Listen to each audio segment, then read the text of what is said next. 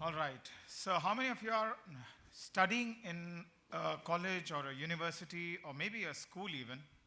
Just one? Well, 50%. So 50% are still not studying anything. Good. Well, good morning once again. My name is Akash Agarwal, and I work as a regional director with a cybersecurity company called EC Council.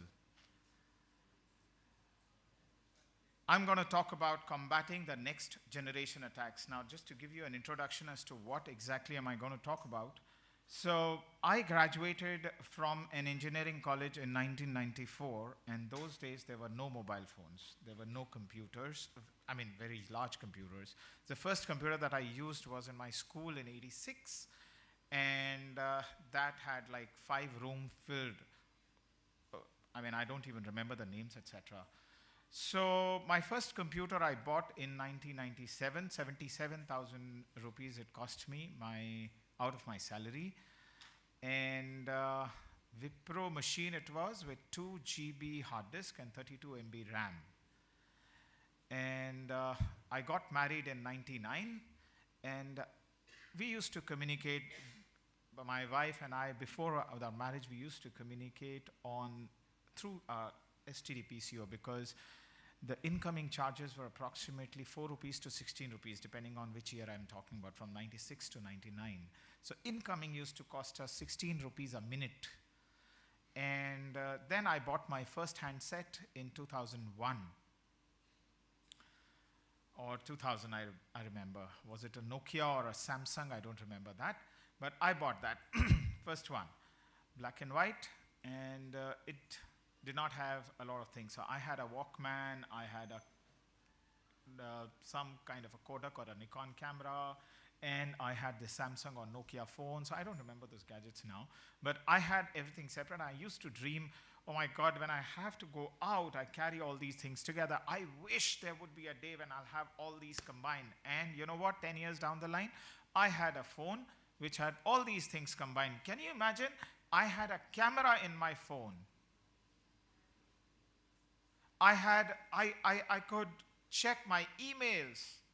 I could listen to the music. It was so astonishing, ladies and gentlemen, out here. I'm telling you that to have all these gadgets in one device, in a handheld. So you might be thinking, it's so natural for all of us now. So let me tell you certain things today which are not so natural for you, even you today, sitting in 2018, knocking at 2019 now. So I'm going to talk something about the next-gen computing today. The issues today, as we all know, all the speakers here on the dais, they have spoken about those issues. But let me tell you, cyber security or cyber crime is the #1 crime today. It's not to be proud of, but it's something to be scared of. 1 out of every 6 crimes committed globally is cybercrime. And you know what is a malware? It is nothing but a malicious software, which means a software which has been created to steal something out of you, to create problems for you. That's a software which has been created. And all the cybersecurity experts, they are able to find out only 1 million per day. There are many, many more millions that go unnoticed. And can you imagine? Trillions of dollars are lost to cyber criminals. Trillions of dollars. When I say they are lost, it doesn't mean that, all right, what happens? Not my money. Doesn't matter if someone is losing money. They had enough to be lost, they lost. But you know what happens because of this loss of money, because of these cyber crimes, etc.? We don't get jobs. Our jobs get affected. Those monies could have been invested back into the infrastructure, into a lot of things, which could have generated a lot of jobs for you. So I'm not going to scare you, because this is not scary yet. This is just the beginning. So when I started from '94, when I passed out, I'm talking till 2018 when we talk, we are talking about a change in era. Imagine the technology that is changing, the way it is changing. Do you guys remember when was the first combined or converged device came in which had an internet, which had telephone, which had a camera, which had music, and which had so many other things, maybe like 10 years back. And in these 10 years, the technology has advanced so much that it becomes really difficult for people like us to catch up. You've been born with that, so it's not so difficult for you. But the things that I'm going to share with you today, you are going to be bothered about that. You are going to be scared with that. So I'm going to tell you today because these are those things which companies are working very hard to combat. These are those things companies are developing on a daily basis, and they need you. Because the technology is becoming complex by the day. We all know those were the days when we used to have physical servers. Then they brought in data servers. Then they brought in cloud. They brought in a whole lot of things. We came in with mobile devices, IoT we've been talking about. And the motivation to hack all these things increased. It's not just for money.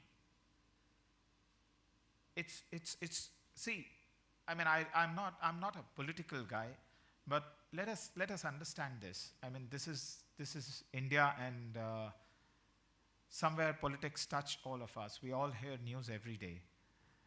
How much effect a social media message has on us? If a WhatsApp message comes to us, a Facebook message comes to us, or Instagram comes to us, Snapchat comes to us, it has a massive effect on each one of us. Possibly that has been generated not with a very good intent. That is being generated because of vested interest. So the motivation to hack someone's computer, the motivation to hack not just the computer, your mind, which I'm going to speak about shortly, is increasing. The number of motivations are increasing. So the money in this cybercrime is increasing, because when we say that trillions of dollars are being stolen, why are they being stolen? Because they could invest back into their hacking endeavors. So the times have changed. When we talk about, so we've been speaking about hacking a mobile phone, hacking a power generation system, hacking maybe your computer at work, computer at home, computer at university or college, hacking your Facebook password, or getting into your device, building up malware, etc., etc. But the times are fast changing beyond that. Can you guys think of any other hack that comes to your mind which can create a problem? Any one of you? Jezal, I believe that there are cybersecurity students sitting here, right? So, would anyone like to take a chance? Any IoT hack, yeah? Yes, good. Well, I don't think anyone would be here with a pacemaker, but those who would understand what havoc it would create if someone gets into your pacemaker. So we are going to talk about such things. We are going to talk about not just the next generation hacks, we are going to talk about hacking the next generation. You are the next generation. We are going to talk about hacking you. We are not going to talk about just the machines. We are going to talk about you. Because the line between the technology and human being, whether a human being is using the technology or is it vice versa, is getting thinner by the day. So we are today going to talk about hacking the next generation. Now, let's take an example before I go deeper into it. He talked about pacemaker. Let me talk about, a bit closer to my heart, because one of my relatives, one of my uncles, in fact, he's a college professor, a professor in a university. In fact, he's a professor of biochemistry, and pretty athletic at the age he is, 57 years he is, and pretty athletic he is. And he takes pride in that. He keeps telling us that you should go for a walk in the morning, you should not eat junk, you should kind of keep yourself healthy and so on. All his life, he's maintained his weight, health, no blood sugar, nothing. He suddenly developed that hearing problem. Most of us have these days. We don't recognize it, but most of us who are using earpods would have hearing problems.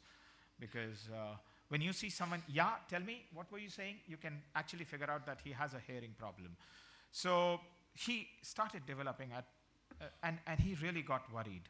Now, being a professor, he's kind of a kind of scientific bent and all that, and keeps thinking a lot of things. So he went into a kind of depression.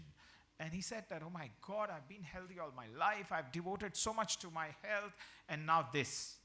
I don't want this. So medical science has progressed a lot. And my father, being a doctor, he gave him a hearing aid. A wonderful state-of-the-art hearing aid that really helped him. Bluetooth connected, Bluetooth enabled, and all sorts of the latest hearing aid he got, and back to life. Very small piece he got. And he's back to life. He's enjoying it. You know something?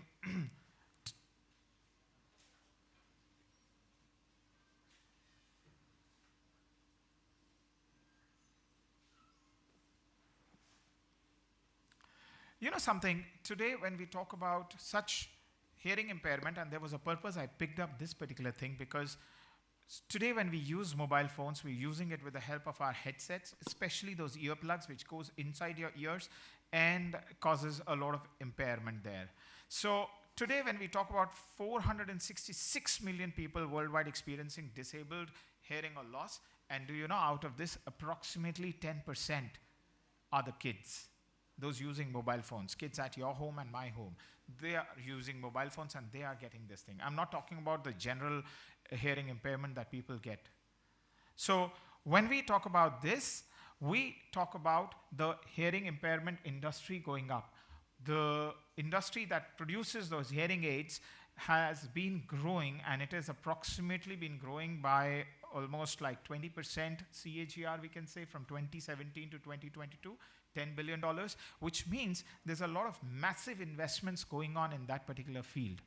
It's making more state of the art. Now, why am I talking about hearing aids only? The boy there talked about pacemakers. So similar is that pacemaking industry. So which means what's happening is technology is today helping you improve your quality of life. That's a different thing, that it's destroying other quality of life as well. But when we talk about such devices which are helping you, you're wearing those devices, the pacemaker, the hearing aid, and so on and so forth. So, in a way, you're improving the way of life. Right? We are talking about hacking the next generation. So the picture is, of course, we all know who Barack Obama is. He's the erstwhile US president. Now he is with a gentleman called James Clapper. He was nominated as the director for national intelligence by Barack Obama back in 2010. This picture dates back to 2010, when this gentleman, Clapper, was wearing a hearing aid. He was asked to remove the hearing aid. You know why? Because there was this gathering in a function, they had all gathered, and there was a signal which was beeping. And they asked you to remove all the hearing aids because they feared that his hearing aid has been hacked. And we are talking about none other than the nominee of the director of of the national intelligence.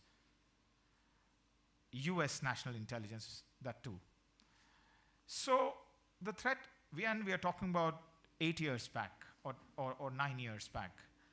So ladies and gentlemen, the important point here is that whatever you're wearing, whatever you are going to use, and as I mentioned, the technology has drastically changed. You remember I told you I bought my first computer in 1997, 77,000 rupees, 2 GB hard disk, 32 MB RAM, to till now I have a massive computer in my pocket right now. We call it a mobile phone compared to that.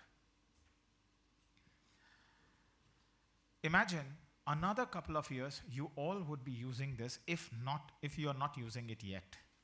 all these devices, such devices, IoTs, Internet of Things as we call it, and they all will be wired. We conducted a small experiment in our conference there in Hacker Halted in Atlanta. EC Council conducts a Hacker Halted there in the US. So we conducted an experiment. I'll not name the university. The dean of a very large university was sitting in the crowd. He was wearing a hearing aid. And there was this keynote speaker here. We'd called him. He's Kevin King. And he's one of the foremost hackers in the world. So we asked him, the anchor asked him that, can you hack that gentleman's hearing aid? He said, yeah, very easy. Piece of cake. 2017 Hacker Halted I'm talking about. Whether he hacked it or not, I don't know. I'm not going to reveal that. But why was it easy? Imagine if that hearing aid was connected to the open Wi-Fi. He could get into the app of the hearing aid with that open Wi-Fi and can get into there. Now, we're still on the hearing aids. You know what could have happened? I could increase the decibel of the hearing aid and the guy would go permanently deaf. It'll take me a click of the button to do that. So, this is something I'm wearing. Imagine you're using your these days those Bluetooth AirPods are there. So when you use those Bluetooth AirPods, for example, what if I could hack into them and increase the volume so much and give you some very sudden and very loud noise? What happens to you? Or for that matter, if I can control your pacemaker in your heart. So think about it. And trust me, the way technology is changing, I'm the witness. I've seen technology from nothing to what it is today. Maybe you guys haven't, most of you haven't seen it here, but the technology is changing really, really fast. So let's talk about cars. This is Tesla all-electric Model S car. Goes from 0 to 100 in 2.7. Beautiful car, very expensive. I don't have it. I wish to have it. They use a key fob, a device which generates unique codes, and then it opens the car. There was a company that developed it, Pextron or something, that developed this key fob. And you know something? Lots of cars were stolen, and after a few months they found out that it was being stolen because someone had hacked into the key fob. Now this car has a lot of computer in it, a lot of computing device in it. Now, once again, I'm not going to tell you what happened later or were there any accidents. If you want to know, go Google it, find it out, but let's assume that it happened. Someone control your car and banks it into someone else and does a deliberate accident. So I'm sure most of you would be driving a car. Maybe that's manual today. Just wait for a couple of years. All the cars in India are also going to have a lot of computers in it because it saves money, it saves cost, it saves fuel, saves a whole lot of things. Except you. Because that car, again, would be hackable. So, again, we're driving a car. Come on, Maruti, Hyundai, we have cars. We all drive cars. We are, the world for us is today's world. We don't know what's going to happen tomorrow. You buy a new car. You don't even know if you have a computer in that car. I just told you, right? You remember I told you that you must have a license to operate a mobile phone, to buy a mobile phone. So that key fob, as they cloned it, and it's not just in Tesla, it was in McLaren, it was in Triumph Bike. I'm talking about the top companies that spend tons of money to be cyber secure. Just think of that. When you're spending that kind of money to be cyber secure, and I mean, these are multi-billion-dollar companies, much larger than your than the companies that are producing cars in India. My point is that if they are getting hacked like that, what happens when the companies in India, they start producing computer-operated cars? So some of you who are in college, when you go out, you buy a new car, I'm sure you would have a computer-driven car or computer-operated car, a lot of computer in it. So beware. Smart cities. So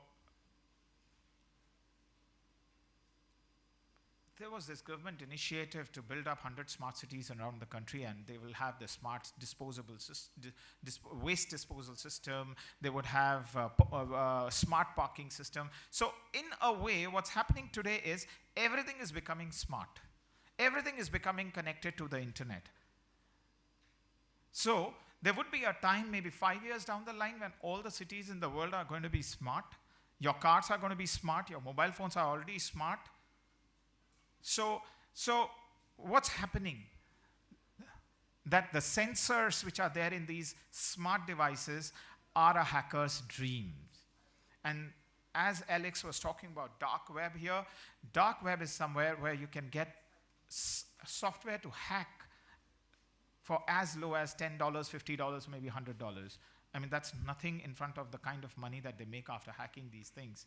So, and there's a lot of money involved in it. So when the hacking is not something which is happening into the very large systems. We are talking about power generation systems, we're talking about banks, we're talking about financial systems, and so on and so forth. We have been talking about it. But it is you and I who are going to be hacked. So hacking the next generation is what we are going to talk about. We were talking about data privacy, that the data protection is going to be, data control is going to be given to your hands. But if you do not know which device has what data, how to control that, it becomes very difficult for you.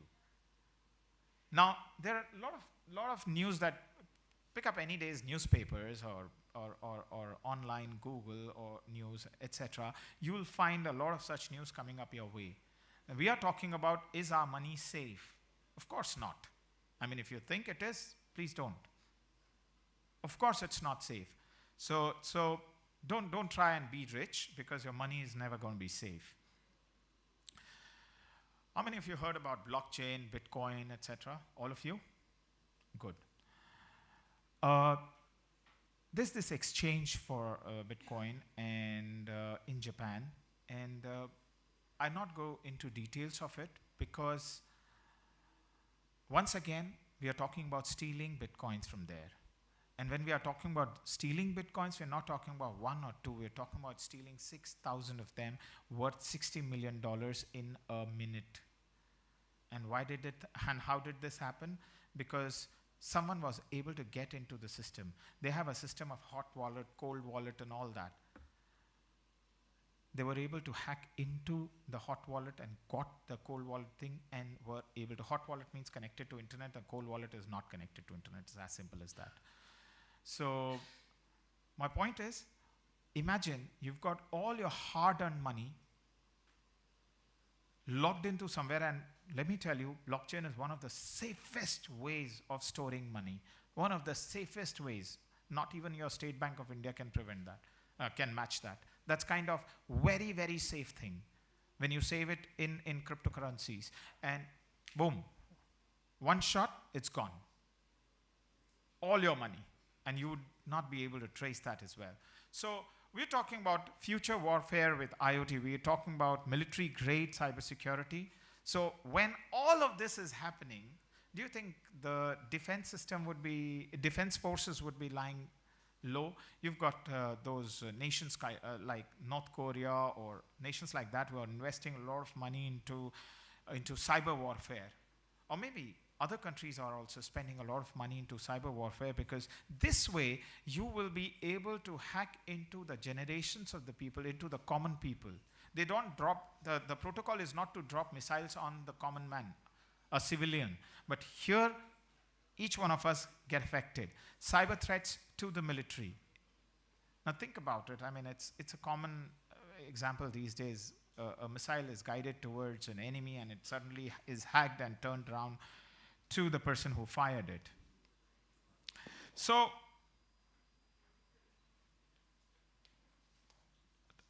when we talk about threats of tomorrow, we talk about such threats which are on you, which are about you. You are going to be hacked there. So at the end, this is what I'm going to do. Should I just go to a mountain to find peace of mind? Again, is that the solution that you think that is there? How many of you think is this the solution after listening to all the things that we heard? Nobody thinks? What is there a better solution? Isn't it a solution? Yeah?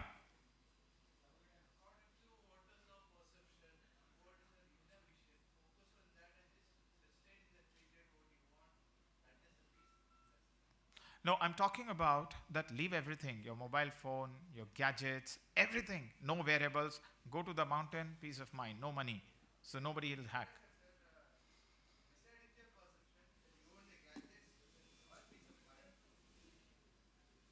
Correct.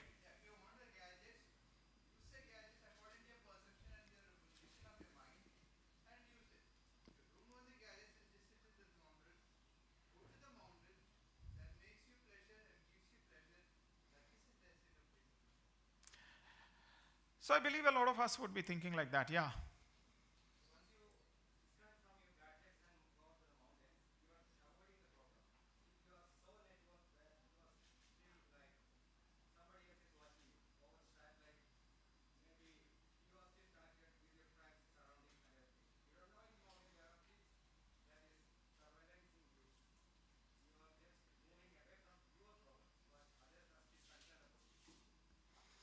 Okay. So let's find out, even if I go to the mountain and be away from the gadgets, and even if some drone is not looking upon me, the satellite images as you're talking about, what happens? Ever heard about someone called Stephen Hawking? Heard about him? Good. He used this. You know that? He had certain impairments. He used this, what we call it as, that he used to think and the computer used to type. So his neurons were connected to the computers. It's becoming commercial these days, thanks to Elon Musk, the CEO of Tesla. Or shall we say no thanks to him, because this is dangerous. We're talking about the human brain and artificial intelligence being merged. This is very dangerous. Wait for another 5-7 years, it'll be there. The kind of changes which is happening these days. Because we are talking about the rate of change. If you look at last 20 years, look at last 10 years, look at last 5 years, look at last 1 year, you'll see the acceleration in the rate of change is increasing by the day. So what we're talking here is, we are talking, even if you go to the mountain, you are still, that's Elon Musk for you. He is developing neural link, AI for your brain. So what you think will be out there. Google it, you'll find more about that. The problem is from speech to text to thought to text, which means, my goodness, just take your imaginations as wild as you can. Can I control your brain sitting here? Yes, I can, maybe 10 years down the line. What you're thinking, how you're behaving, what you're doing. You want to fire a gun, I'll fire at yourself. So obviously, this company is undergoing a lot of regulatory issues, and I hope, and I mean, people are hoping that this doesn't see the light of the day. So that's an issue we are talking about. So even when you're not wearing anything, even when your clothes are not on, your brain will have those things. We are talking about controlling your brain. So what is the way forward? What do? We cannot even go to the mountains because someone is going to hack your brain. So guys, the first thing which I said, get yourself a license. Do you have a license before you buy a mobile phone or any computing device? License to use that. Because you got to be thinking like a hacker. That's what I have been preaching. That's what my company has been preaching for all these years. If you want to beat a hacker, think like a hacker. So the the important point to note is that do you have the knowledge? Do you have the knowledge that can help you keep yourself safe from all the things that we just saw a moment ago? So, thank you very much, ladies and gentlemen. We are talking about you. We are talking about your generation, which is Hari Om generation now. Thank you very much.